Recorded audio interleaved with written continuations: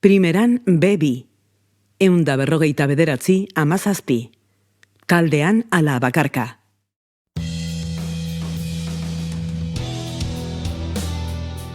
Gaurko eztabaida tartera bi kirolari ekarri ditugu.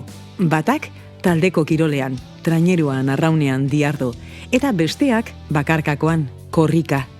Lehenengo galdera hau izan daiteke. Taldeko edo bakarkako kirolean aritzea zuen nortasunaren isla izan daiteke? Izango da, bai, nortasun kontua, ezta? Nik neuk behintzat, ezinbestekoa dut kuadrilan elkartzea kirola egiteko. Egitasmo komun baten parte zarela jakin, elkarri animoak eman. Nik ez nuke esango nortasun kontua denik. Ez behintzat adin batetik aurrera eta bizitzak beste erantzukizun batzuk eskatzen dizkizunean. Lana dela, familia dela. Horre guztia kirola bakarka egitera zaramatza. Ba, hemendik aurrera zuen txanda da.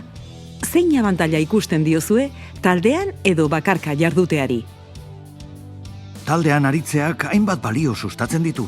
Adiskidetasuna, taldean lan egitea, erantzukizuna, errespetua. Azken batean, jende multzoa dago helburu beraren bila. Horretarako guztien ekarpena ezinbestekoa da.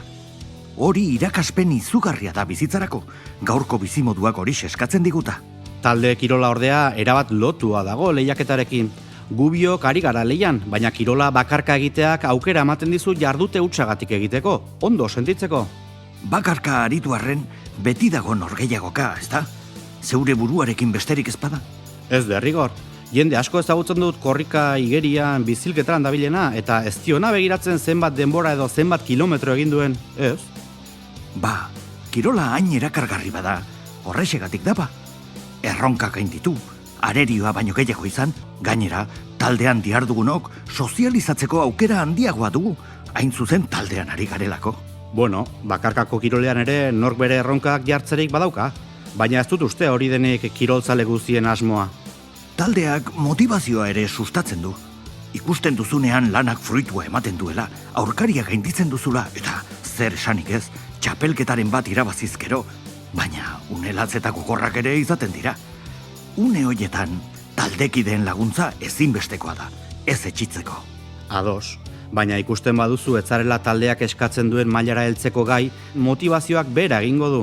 Bakarrik zaudela, eskakizun lerroa zeuk marrazten duzu zeure buruarekiko, eta bada beste arazo bat kirol taldeetan, egoen kudeaketa. Lehiakortasuna batzuetan lehiakorkeria bihurtzen da. Kirol profesionalean adibide ugari dugu. Oraintxe esan duzu, kirol profesionalean, maila apalagoetan ez dut uste hori gertatzen denik. Ez dakit ba, baina bakarrik zaudela ziur nago halakorik ez dela. Tira ba, agortu da eztabaidarako genuen tartea. Eskerrik asko etortzeagatik.